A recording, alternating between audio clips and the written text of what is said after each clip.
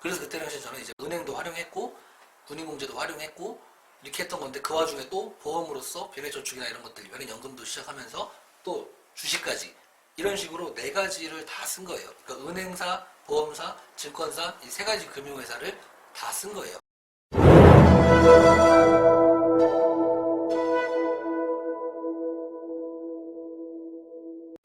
여러분 혹시 이 축구를 다 좋아하시는지 모르겠는데, 제가 이런 기본적인 금융에 대해서 축구로 비유해서 설명을 드려볼게요. 자, 여러분들만의 축구팀이 있다. 그러면 축구의 포지션이 네 가지가 있지 않습니까? 많은 분들이 세 가지로 하시는데 네 가지입니다. 공격수, 그 다음에 미드필더, 수비수, 그다음에 후보 선수. 후보 선수가 있어요. 자, 이걸 네 가지를 우리나라에 있는 모든 금융 상품으로 한번 분류해서 나눠볼게요. 자, 첫 번째 후보 선수부터 시작해 봅시다. 후보 선수는 1군이 아니죠. 1군이 아닌 2군입니다. 2군. 어찌됐건 이 1군에 있는 선수들보다는 능력치도 떨어지고 피지컬도 떨어지고 어찌됐건 뭐가 좀 부족해요. 근데 이분들이 없으면 경기 자체 진행이 불가능합니다. 그쵸? 1군 선수들이 다쳤을 때 리플레이스로서 바로바로 대체해서 필드에 들어갈 수 있어야 원활한 경기 진행이 되거든요. 그래서 후보 선수가 정말 필요하다. 자, 그럼 생각해보세요. 이 후보 선수는 금융군에 있을 때 뭘까요? 우리나라가 세 가지 금융업이 있죠. 금융은행업, 금융보험업, 금융증권업. 이 세 가지가 있어요. 이 중에서 뭘까요? 은행이겠죠. 이자를 불리는 힘은 없어도 보관해준다는 거예요. 디파짓, 예치, 예금. 말 그대로 이 금융은행업도 다시 살펴보시면은 뭐로 돼 있냐면 수탁업으로 분류가 돼 있어요. 수탁업. 뭐죠? 돈을 맡아준다는 거예요. 맡아준다. 그러니까 애시당초 내가 돈을 벌고 싶고 불리고 싶으면 어디다 대면 돼요? 은행에 내면 안 되는 거예요. 은행은 그냥 맡겨두는 겁니다. 맡겨두는. 예금, 적금, 이자를 바라고 하는 게 아니죠. 그냥 내 원금을 차곡차곡 모으는데 그 의미가 있는 거예요. 후보 선수가 바로 은행이다. 은행에서 이제 포함 취급하는 예금, 적금, 뭐 이런 상품들 있죠. 이런 것들을 가지고 바로 우리가 후보 선수라고 한다. 그리고 이 후보 선수 안에는 내가 갖고 있는 비상 예비자금도 포함이 돼야 돼요. 비상 예비자금이 뭐냐면, 예를 들어서 내가 갖고 있는 돈, 내가 지금 통장에 갖고 있는 비상금.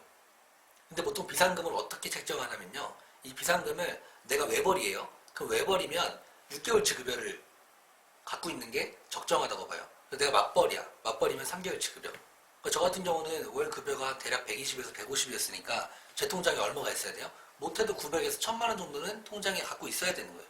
그래야 기상 예비자금이 적절하게 좀 준비가 돼 있다라고 할 수 있는 거죠. 아시겠죠? 그 다음에 이제 후보 선수 끝났으니까 뭐 해야 됩니까? 수비수 채워야죠. 원래 순서가 아래서부터 위로 채우는 거예요. 왜 그럴까요?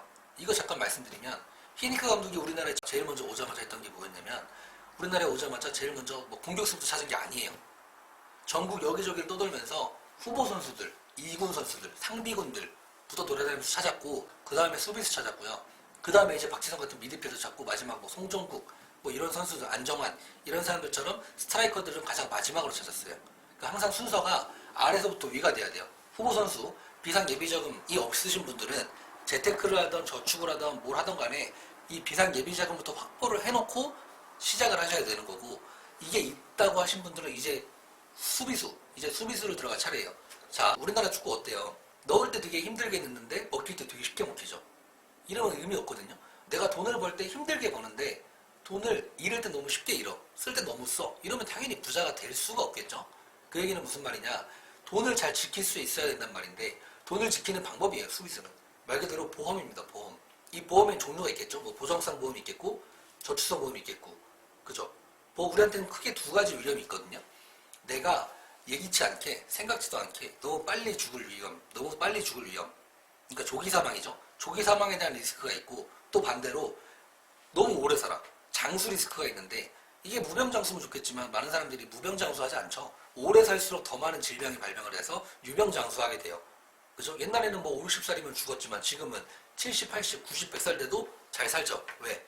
의료기술이 발전됨으로 인해서 웬만큼 아파도 다 고쳐내요.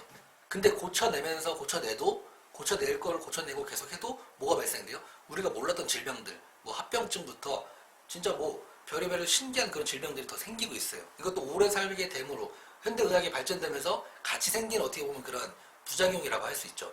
그래서 말이 길었는데, 수비수는 뭐다? 보험이다. 보장성 보험, 저축성 보험. 그 조기 사망에 대한 리스크를 흔히 말하는 종신보험이란 걸로 리스크 해칭을 해요. 왜?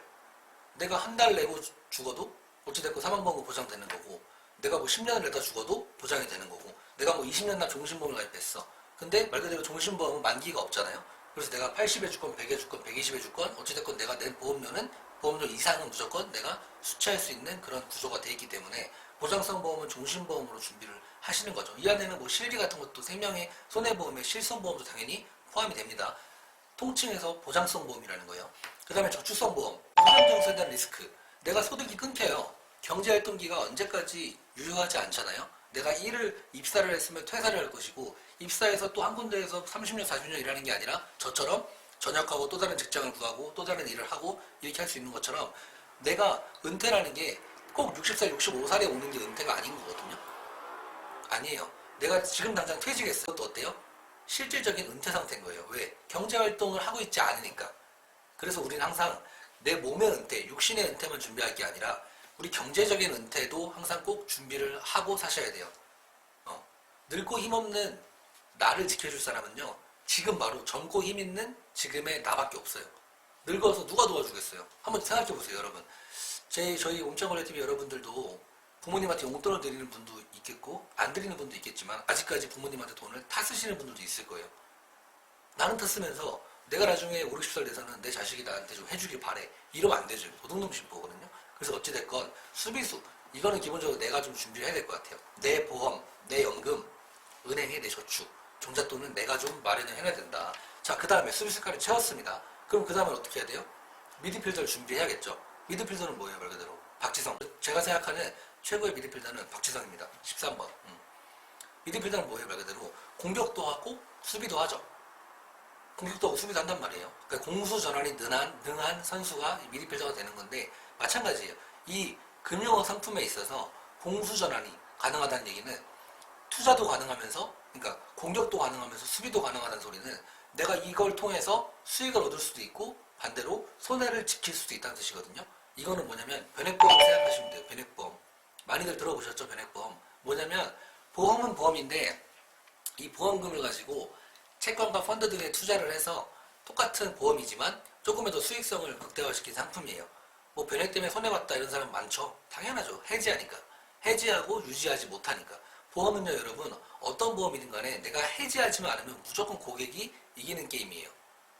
그래서 이제 부자랑 가난한 사람들도 보면 가난한 사람들이 유독 보험에 대한 인식이 안 좋습니다. 왜 그러냐면 어려워서 맨날 해지만 해봤거든요.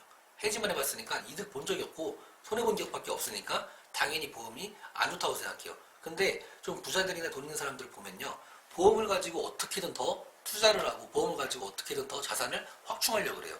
쉽게 얘기해서 종신보험 하나를 들어도 내가 종신보험 10억짜리를 들면은 만약에 월 300이다 10년 납으로 그러면은 3억 6천을 가지고 10억을 산다고 생각을 하지 이 월 300만 원을 버린다고 생각하지 않거든요.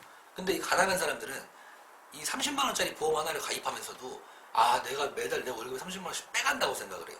보험은 여러분 지출이 아닌 투자예요. 투자라고 생각하셔야 돼요. 왜? 리스크가 있으니까. 리스크가 없으면 투자가 아니에요. 저축과 투자의 가장 큰 차이점은요, 원금에 대한 손실 가능성이 있냐 없냐예요. 원금에 대한 손실 가능성이 있으면 투자, 원금에 대한 손실 가능성이 없으면 저축이 되는 거죠. 어찌됐건 미드필더는 뭐예요? 변액 상품이다. 여기도 똑같이 변액 종신, 변액 저축으로 구성이 되어 있고요. 그럼 마지막으로 이제 공격수가 남아있죠. 공격수가 뭐냐면 투자는 투자겠죠. 똑같이 미드필더도 투자했으니까. 공격수는 말 그대로 내가 골을 넣어야 되잖아요. 못 넣으면 쪽박이에요. 넣어야 돼. 왜? 스트라이커가 공을 못 넣으면 의미 없죠. 그 얘기는 무슨 말이냐? 이 공격수는 주식, 채권, 펀드, 뭐 ELS, ELW 뭐 이런 것들 공격수인 거예요. 자, 그러면 무슨 차이냐? 공격수와 미드필더 차이가 무슨 차이냐면 직접 투자냐 간접 투자로 나뉘는 거예요. 쉽게 설명드리면 직접 투자는 내가 종목을 선택할 수 있습니다. 주식을 사더라도 삼성전자, LG화학, 뭐 신라젠 뭐 이런 식으로 내가 주식을 직접 종목을 선택해서 살 수 있는 거고, 펀드도 마찬가지. 내가 직접 종목을 선택할 수가 있는 거예요. 근데 이제 아까 변액에 있던 것들은 내가 이미 선택되어진 펀드 그 구성들을 초이스하는 거지. 내가 종목 하나하나를 일일이 선택하는 것과는 다르다. 예를 들어서 변액보험에 있는 그런 펀드들은 어때요? 뭐 시스템 주식 성장형, 국내 채권형, 뭐 MMF형, 뭐 미국 달러 환율형 뭐 여러 가지 종류가 있죠. 근데 이걸 내가 선택을 하면 그 안에 종목들이 이미 뭐예요? 포함이 되어 있기 때문에 좀 다른 거예요. 직접 투자랑 간접 투자. 당연히 뭐가 더 리스크가 있겠어요? 직접 투자가 당연히 더 리스크가 있겠죠. 근데 아까 초반에 제가 말씀드렸죠. 하이 리스크, 하이 리턴이라고. 그래서 이 밑에서 위로 올라갈수록 밑에서부터 위로 가면 갈수록 리스크는 커지되 리턴 될 확률도 높아지는 겁니다. 그래서 중요한 건 뭐냐. 이게 축구팀도 공격만 잘하고 수비가 약하면 안 되죠. 미드필더만 강한데 또 스트라이커 약하면 안 되죠. 이 얘기는 무슨 말이냐면 정리해드리면 이게 골고루 비율에 맞게끔 내가 준비를 하고 돈을 모아야지 이게 무너지지 않고 돈을 잘 모을 수 있다는 소리예요.